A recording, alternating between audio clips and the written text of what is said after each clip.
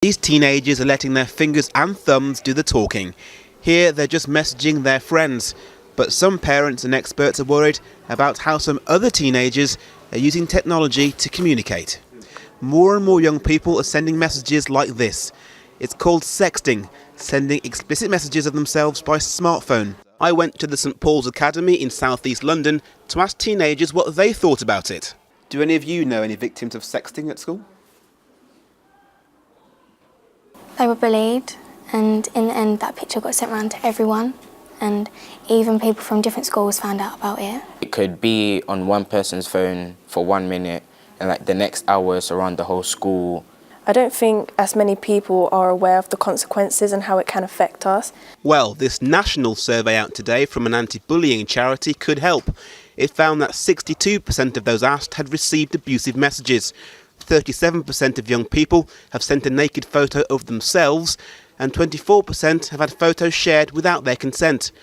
Girls are twice as likely to send photos of themselves than boys. One victim, who was 17 at the time, has told 5 News about her story.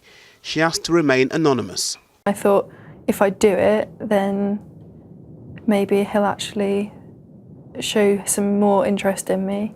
She didn't think twice about sending the photos to begin with, but soon the messages became abusive and she was blackmailed. But then he started to harass me like several times a day, asking for pictures. It was like every single day I'd get like 3 or 4 messages demanding that I would send him pictures, and I just didn't want to do it. Many teenagers don't realise they also risk gaining a criminal record by sexting, and scientists say there are real concerns about the emotional implications for victims. They're calling for young people to be given more information about the dangers and the risks. Warren Ettleford, 5 News. Joining me now to talk about this is the behavioural psychologist Jo Hemmings. Lovely to see you, Jo. Thank you. Why does this seem normal to some teenagers, do you think?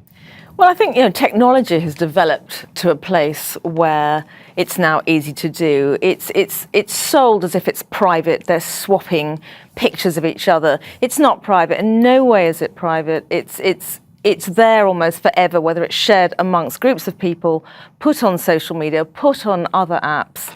But it seems to be, because technology has gone this far with it, that it's almost, in inverted commas, acceptable. We've normalised something which is actually quite abusive and bullying behaviour. And is there something in teenage progression maturity where they're not quite mature enough at 14, 15 to understand fully cause and effect?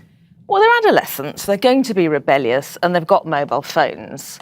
I think for parents, a lot of it is about, it's 2 parts. It's about having the confidence, the self-esteem to say no, that it is actually bullying and abusive behaviour, which they can say no to. And on a practical level, making them aware of just how permanent and how dangerous spreading these sort of pictures are. And I don't think all teenagers are aware of it or naively believe that that won't happen to them. But there'll be parents watching now, tearing their hair out, thinking, well, I hope my child isn't doing this and I'm going to take their phone away. Is that the right thing Well, to do? no, unfortunately, hope is probably not the best reaction. And taking the phone away isn't either, because they'll always find a way of doing something. You don't want to sort of take it underground. You want to talk about it, address it, and share that with your child, rather than simply confiscating their mobile phone.